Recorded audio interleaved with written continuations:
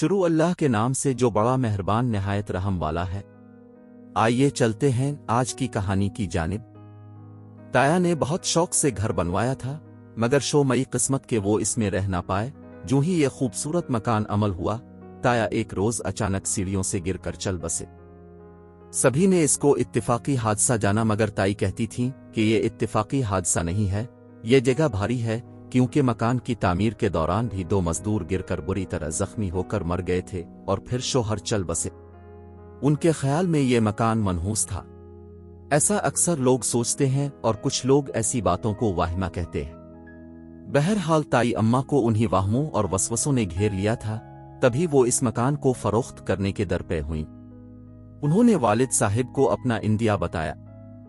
बाबा ने समझाया कि ये मकान उम्दा और अच्छा बना हुआ है, मेरे मरहूम भाई ने बहुत शौक से तामीर कराया है। मेरी मानो तो मकान फरोख्त करने का ख्याल दिल से निकाल दो, क्योंकि दोबारा ऐसा घर ना बना पाओगी। ये बच्चों के काम आएगा, उनको साहिबान से महरूम मत करो। मगर ताई अम्मा अपनी बात से पीछे न हटी। बोली, तुमको अच्छा लगता है तो तुम ही मकान खरीद लो, जो कीमत लगे बेशक इससे कुछ कम दे देना, मगर मैं अब इसमें ना रहूंगी। ये घर हमको बहुत पसंद था, मगर हम खरीद नहीं सकते थे, क्योंकि ताई की मुसलसल ऐसी बातों ने अम्मा को भी वहम में डाल दिया था। जब ताई बीमार पड़ी तो उनके बेटे ने ये औने पौने फरोख्त कर दिया। जिसने ये खरीदा वो वापडा में मुलाजिम था। इसका नाम नईम और बीवी का मारिया था। दोनों मियाँ बीवी बहुत खूबसूरत थे और चांद सूरज की जोड़ी कहलाते थे। इनकी आपस में मोहब्बत भी बेमिसाल थी। शुरू दिनों में दोनों बहुत खुश थे। साल बाद खुदा ने बेटा दिया तो खुशी दोबाला हो गई। अब वो हमा वक्त बेटे की परवरिश में मगन रहने लगी। ससुराल वाले जियादती करते तो नजरअंदाज कर दिया करती, क्योंकि बेटे की नेमत पाकर उसको किसी की परवाह ना थी। उसने बच्चे का नाम उम्मीद रखा। जब उम्मीद कुछ बड़ा हो गया तो मारिया ने सोचा कि क्यों ना कोई काम करूं। उसने बीए के साथ साथ बीएड का कोर्स किया हुआ था। कुछ कोशिश के बाद स्कूल में नौकरी मिल गई और वो ड्यूटी पर जाने लगी। इस दिन के बाद से इसकी जिंदगी के बुरे दिन शुरू हो गए, क्योंकि मुलाजमत के साथ घर का काम पूरी तरह नहीं कर पाती थी। ड्यूटी से आकर किचन संभालने की बजाय सीधी ऊपर अपने कमरे में चली जाती ताकि थोड़ी देर आराम कर सके। बच्चा 4 साल का था, जिसको वो साथ स्कूल ले जाती और साथ लाती। घर आकर सबसे पहले इसके लिए आराम और खुराक का बंदोबस्त करती। यूं दोपहर से शाम हो जाती तब अपने लिए खाना लेने नीचे आती। सास मुंह बनाती के कमाती अपने लिए है और हमको नौकरानी समझ रखा है। कोई काम नहीं करती, उसको मुफ्त में खाना चाहिए। रोज रोज ऐसी बातें सुनकर वो तंग आ गई। उधर सास नंदों ने नईम के भी कान भरने शुरू कर दिए, जिसका नतीजा ये हुआ कि वो बीवी से बददिल होने लगा। जब घर आता खाना माँ के पास से लेकर खाता, वो कुछ न कुछ बात बीवी के खिलाफ जरूर कह देती। जहां इंसान 2 वक्त खाना खाता है वहीं बैठता भी है। नईम अब सिर्फ सोने के लिए कमरे में आता, सारा वक्त नीचे अपनी माँ और दीगर घर वालों के पास गुजारता। मारिया ने कोई शिकायत न की, इसकी तो मजबूरी थी, नौकरी जो करती थी। इसी असना में वो दूसरे बच्चे की माँ बन गई। अब जिम्मेदारी और बढ़ गई। पहले शौहर के जो थोड़े बहुत काम करती थी, अब नहीं कर सकती थी। माँ बेटे के सारे काम कर देती और मारिया सब्र और शुक्र कर लेती। जेठानी ने कहना शुरू कर दिया कि ऐसी बहू लाने का क्या फायदा, उल्टा हम उनके काम करें, उनके शौहर के काम भी करें। बेहतर है कि ये मियाँ बीवी अलग हो जाएं। ससुर ने मामला बढ़ता देखकर नईम और मारिया को अलग कर दिया, जिस पर मारिया ने कोई एतराज न किया। अलबत्ता वो खाना घर में बहुत कम पकाती और ज्यादातर बाहर से ले आती थी। शौहर को एतराज था कि बाहर का खाना रोज नहीं खा सकता, लिहाजा अब भी उसका ज्यादा वक्त माँ बहन भाइयों में गुजरता। खाना वो माँ के घर खाता। दूसरे बच्चे की पैदाइश पर मारिया का काम और बढ़ गया और वो बिल्कुल घर और घर वालों से अलग होकर रह गई। सभी ने इसका साथ छोड़ दिया। एक तरह से वो गैर और अजनबी होकर रह गई थी।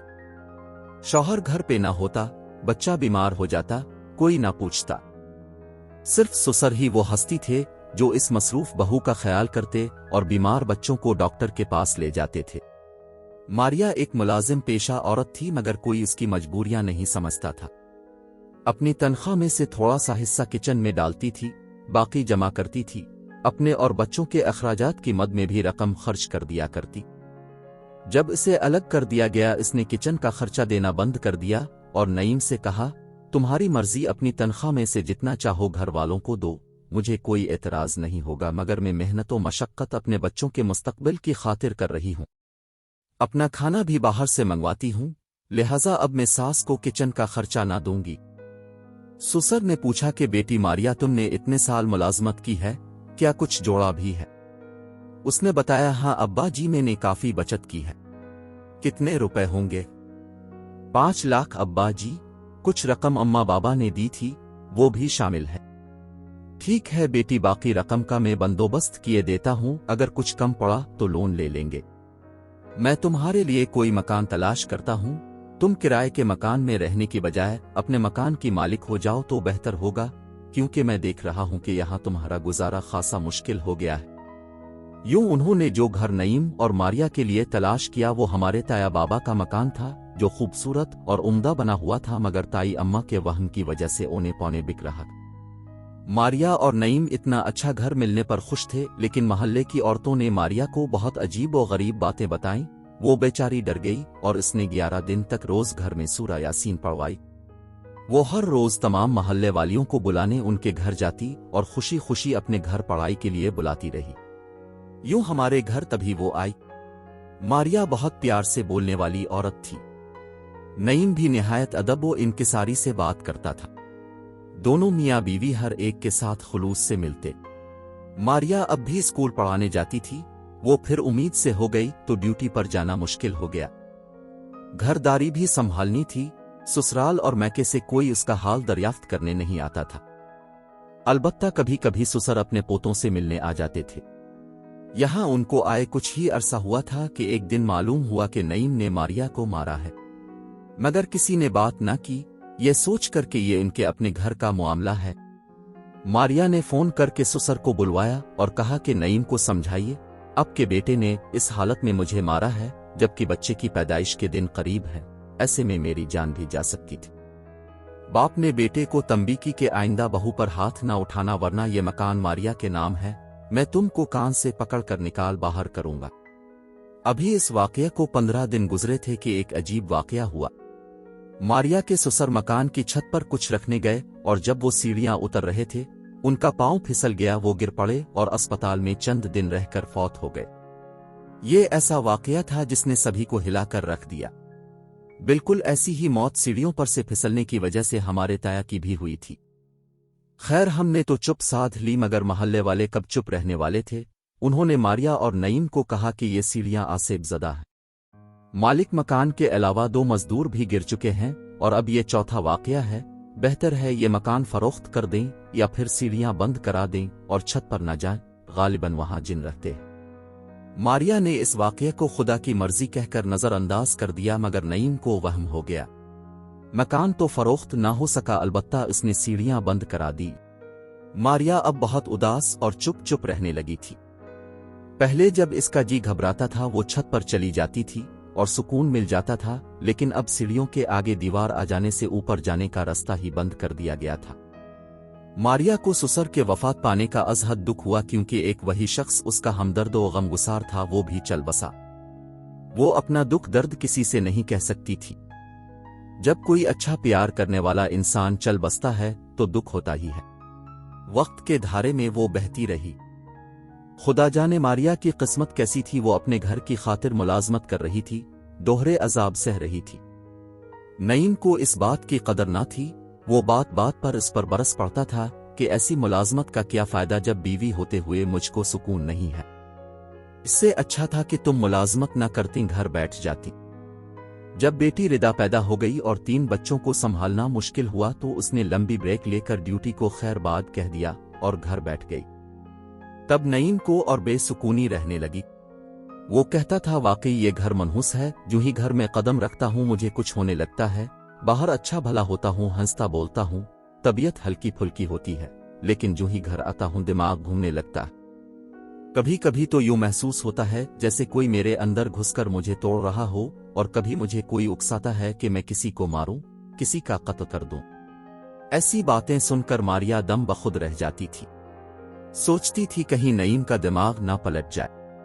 मैं यहाँ बच्चों के साथ अकेली रहती हूँ, जाने ये घर आसिफ ज़दा है या नहीं, मगर नईम जरूर दिमागी तौर पर बहक गया है, वरना अच्छा भला था। अब क्यों बात बात पर उलझता है और मारने को दौड़ता है। ससुर भी फौत हो गए थे, शिकायत किससे करती, कोई सहारा ना रहा था। कभी हमारे घर आकर अम्मा से दुख बयान कर जाती थी। अब नईम का मामूल बन गया था बीवी को मारना पीटना। बेचारे छोटे छोटे बच्चे माँ को इस तरह पीटता देखकर बहुत रोते बिलखते थे, बाद में चुप हो जाते थे। एक दिन रात को नईम नशे में था, जाने क्या बात थी, इसने मारिया को बहुत मारा।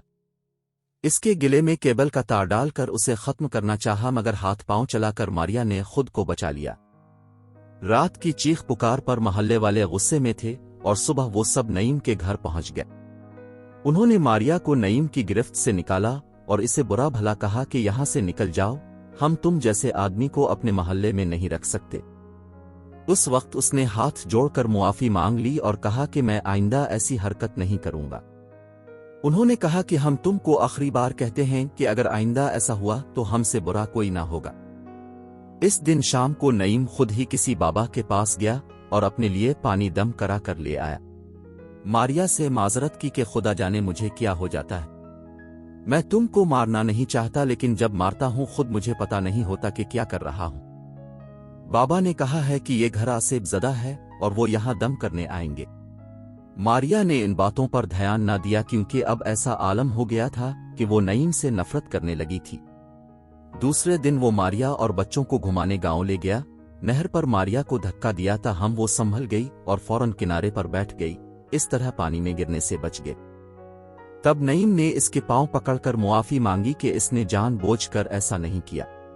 मारिया अब हमारे घर नहीं आती थी, वो किसी के घर भी नहीं जाती थी। तभी अम्मा कभी कभी खैरियत मालूम करने चली जाती थीं, कहीं नईम ने इसको फिर मारा तो नहीं है। अम्मा, बाबा और दूसरे मोहल्ले वाले इसे बहुत समझाते थे और वो मान भी जाता था। एक दिन हफ्ता था और हम सोचकर सोए थे कल देर से उठेंगे, क्योंकि अगले रोज इतवार था। इस रोज हम रात को ये इरादा करके सोए थे। खुदा की करनी के इस दिन सुबह 6 बजे ही मोहल्ले में शोर मच गया कि नईम मारिया को बाहर सड़क पर मार रहा है। इससे पहले हमारे मोहल्ले में कभी ऐसी बात नहीं हुई थी। मोहल्ले में हलचल मच गई। मारिया के घर के सामने ये तमाशा हुआ। इसकी हालत देखी नहीं जाती थी, इसको इतना मारा था कि कपड़े फट गए थे। ये आलम के अल्लाह मुआफ करे। इसे मोहल्ले के एक बुजुर्ग अपने घर ले गए और सब मोहल्लेदारों ने मिलकर नईम से कहा कि जाकर अपने बड़ों को बुलाकर लाओ। वो बच्चों को लेकर मां के घर चला गया। मकान को ताला लगा गया। बुजुर्गों ने पूछा, मारिया बताओ तुम क्या चाहती हो?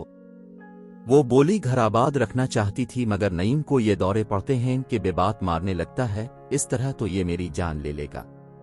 मैंने बहुत बर्दाश्त किया है, अब ये सब कुछ मेरी बर्दाश्त से बाहर है। मैं इससे फैसला चाहती हूं, लेकिन बच्चे मुझे दलवा दें। ये बातें हो रही थीं कि नईम का बड़ा भाई आ गया। सब ने इसको लान तान की कि जब से ये लोग यहाँ आए हैं, अब लोगों में से कोई उनका हाल अहवाल जानने नहीं आता। ऐसी संग दिली ठीक नहीं। खैर, फिर सब ने मिल मिलाकर मारिया और नईम की सुलह करा दी और उसने कुरान पर हल्फ दिया कि वो अब अपनी बीवी को ना मारेगा। एक दिन उनके घर से कुछ तोड़ने की आवाज आई।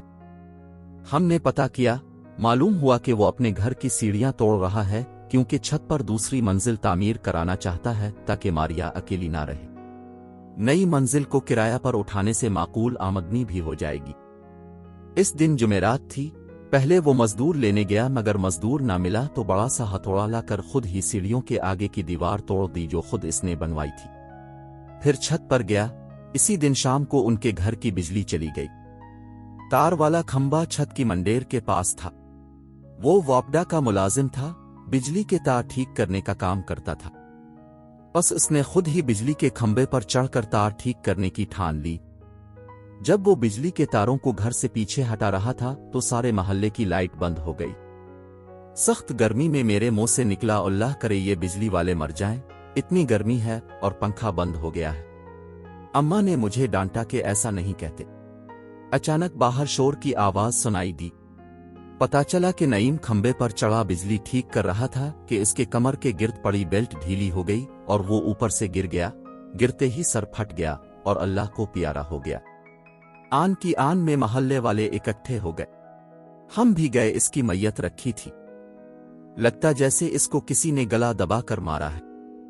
آنکھیں ابری ہوئی اور ان کے گرد نیل پڑے ہوئے تھے، سر پچک گیا تھا۔ ماریا عورتوں کے بیچ ایسے بیٹھی تھی جیسے آنکھوں کے آنسو ختم ہو گئے ہوں، البتہ نعیم کی ماں اور بہنیں بلک بلک کر رو رہی تھیں۔ 3 دن بعد ماریا کا گھر خالی ہو گیا۔